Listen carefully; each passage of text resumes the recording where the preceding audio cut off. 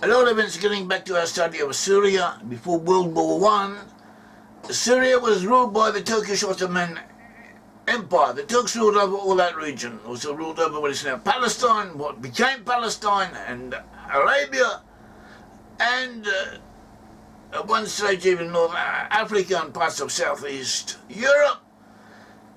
And after World War I, they lost the war and their territories were taken away from them. France took control of Syria, and they used the Alawis. The Alawis had been a persecuted minority in Syria, and they were hated or disliked by the rest of the Syrians, so the French used them as their proxies to help them rule, help them control the locals. After the French left, and after the end of the Second World War, Syria experienced several changes of government. Eventually, Hafez al-Assad, through the Ba'ath Party. The Ba'ath Party was an important party at that time. Anyway, he was an important member of the Ba'ath Party. He was a Minister of Defense, and he managed to take control of the country. And then he appointed his members of his Alawi clan into positions of importance, and they took over the military.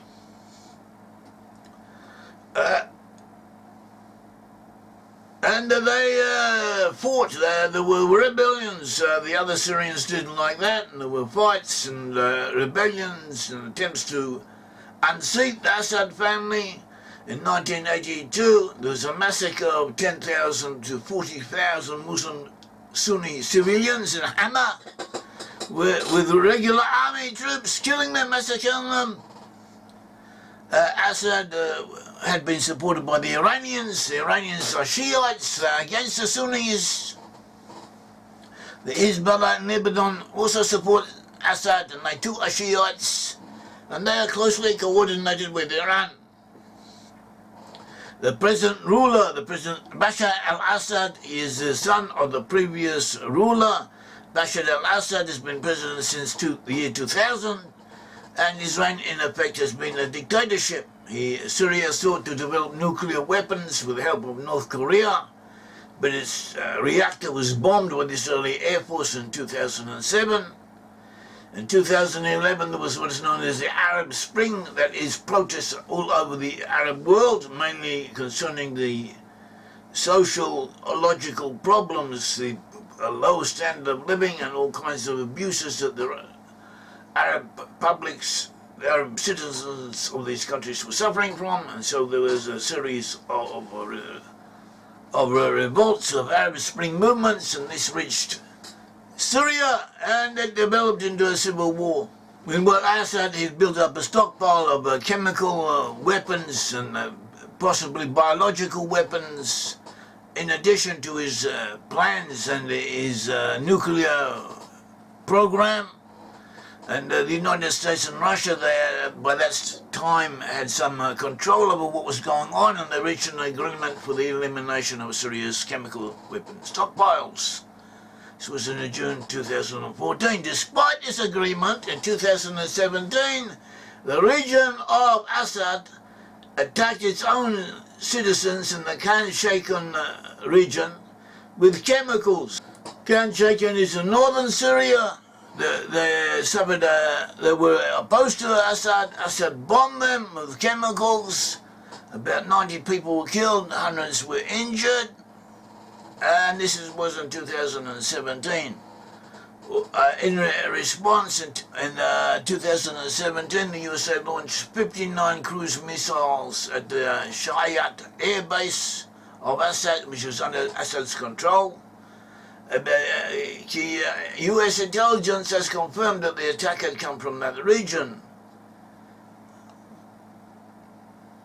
The civil war is still in process in Syria.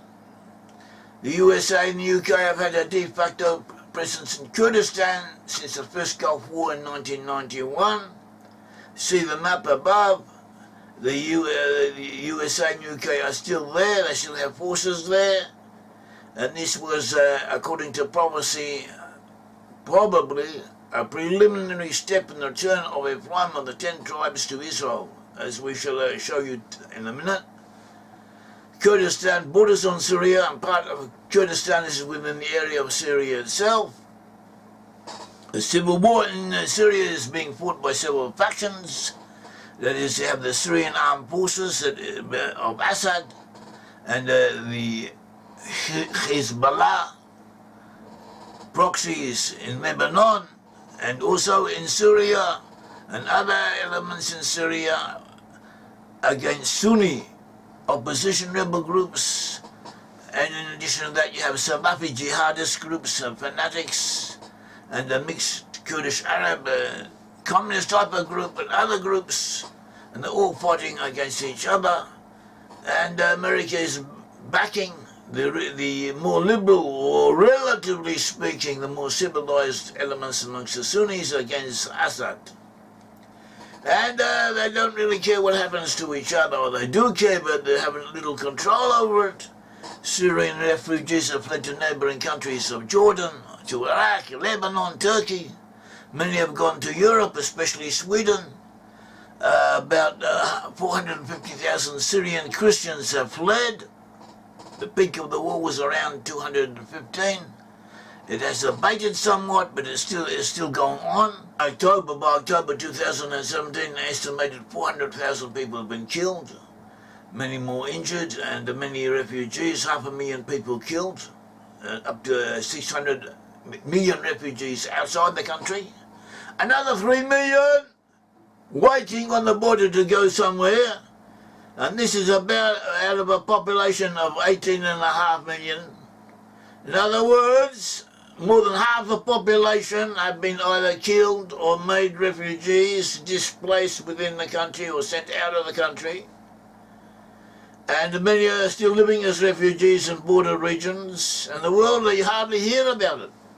And Israel do something untoward, speak not very nicely to some Palestinian terrorists, or I don't know what, and it'll be it'll be in all the headlines throughout the world. Even in Israel itself, they will be talking about it negatively. And this proves that the international media, including that of mainstream USA, and the Europeans are critical of Israel due to an underlying Judeophobic impulse, instinct, a Jew-hating instinct that they still have, and that they have always had. And together with recognizing the fact that the lost 10 tribes are amongst them, we have to also see that there are other elements there, elements from Edom, from who knows who hate the Jews, who are negative. So it's not all lovey-dovey. We say the lost 10 tribes are amongst those people, and we have to stress this because it is a minority opinion, and people don't want to accept it, so we have to stress the positive and stress the factors that back up our claim, because it is true and it needs to be believed, it needs to be accepted. But we should not hide from the negative. There's a lot of negative anti-Jewish sentiment present amongst these nations, and it controls important segments of the population there in those places. The Russians are also another factor in Syria. The Russian military intervention in the Syrian civil war began in September 2015. Due to an official request by the Syrian government, Russian special operations forces and military advisors are in Syria. They have announced that they intend to be there permanently. They supply the Syrian army with arms and equipment and training, and they deploy their troops there. Russia wishes to stabilize the area because it doesn't want the Muslim fanatics influencing its own Muslim populations in southern Russia, in the Caucasus and other areas of Russia. And also it's against Muslim fanaticism on the whole. It doesn't want Syria turning into a base of Muslim fanaticism, because that would destabilize the whole region of southern Europe and eastern and western Asia in that area, and so on. It also wants to to roll back US influence. It doesn't want America becoming too powerful in that place. And their Russian interventions, Russian military interventions, airstrikes and so on, they have enabled the Assad regime to survive. Thousands of Syrian rebels and civilians have been killed by Russian airstrikes.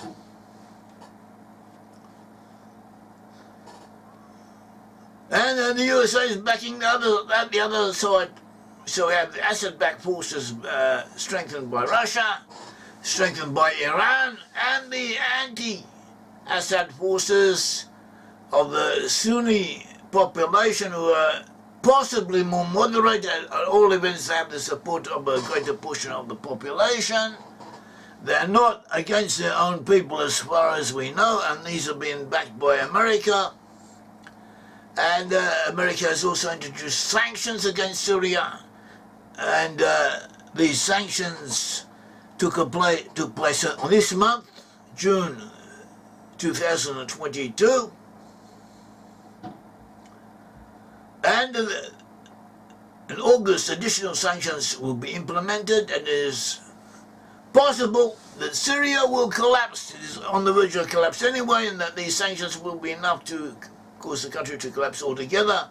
And we will see what will happen. Most Syrians live on the Euphrates River Valley in the east, and also along the coastal plain, the Fertile Strip, along the coastal plain, along the coast.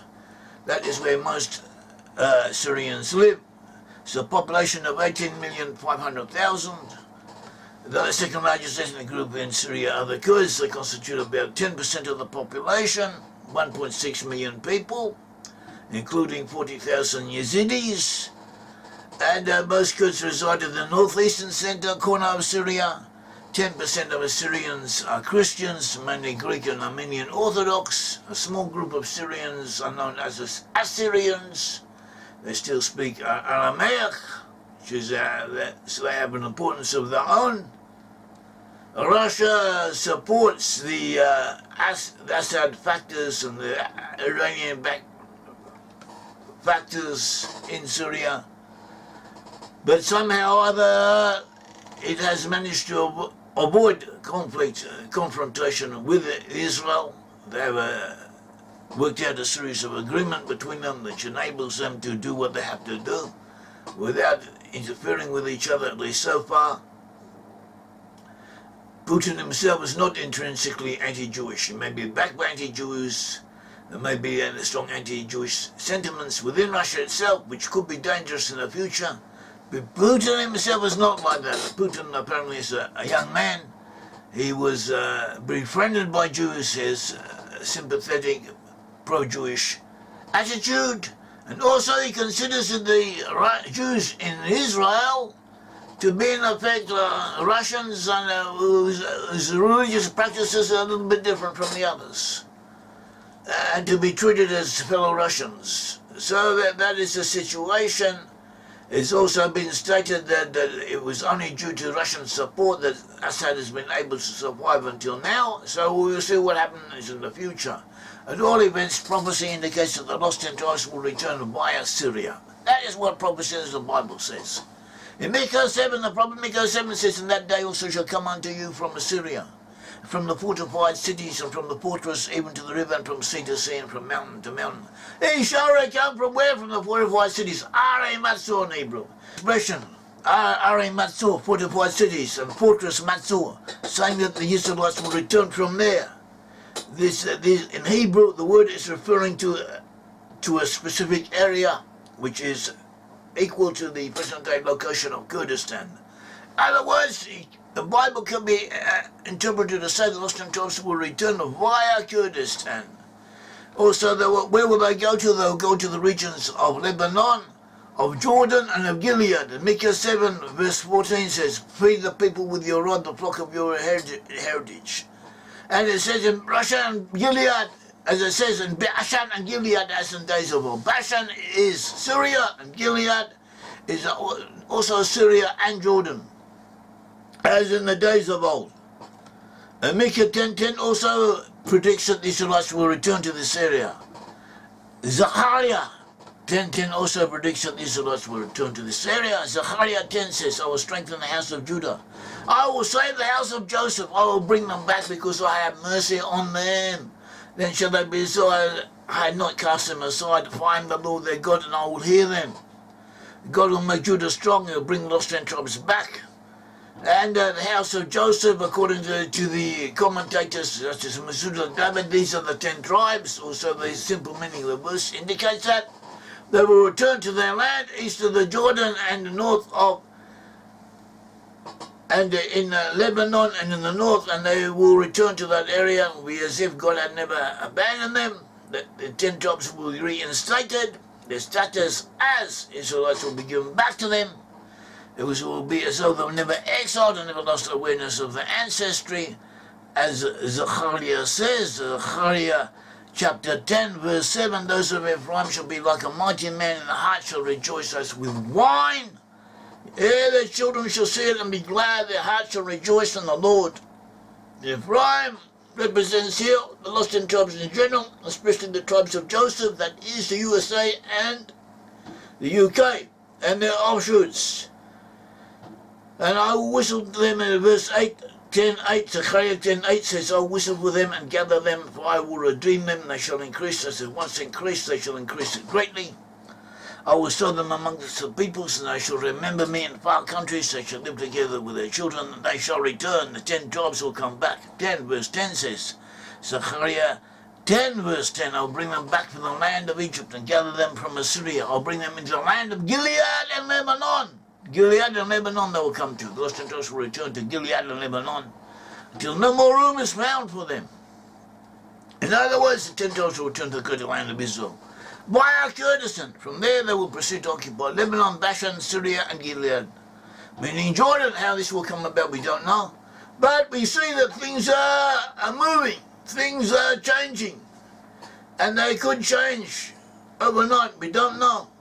But it is within the realm of possibility that changes will occur in the world when such movements of populations will be necessitated, and the prophecy will come to fruition. May the Lord God of Israel bless you. Thank you.